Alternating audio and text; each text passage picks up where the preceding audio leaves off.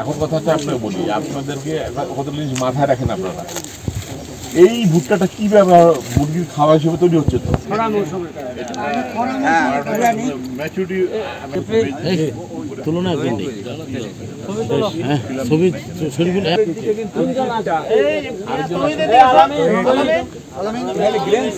মানে কেমন একরকম মনে হচ্ছে কম বেশি, বা যেটা সত্যি ঘটনাটা বলে না, এটা স্যার আমরা দেখছি এটা কতটুকু হয়েছে, মানে বীজ বাতিল হবে কি হবে না।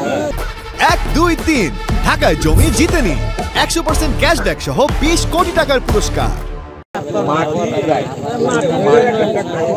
আর মাইক্রোক্লাইমেটিক ফ্যাক্টরটা হতে পারে মানে লম্বাটা, আর অন্যান্য আবাদে কিছু তো ছোট না। ভালো লাগে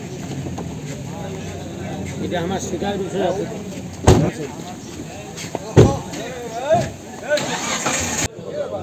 উপস্থিত কৃষাণী প্রতিমণ্ডলী, আসসালামু আলাইকুম।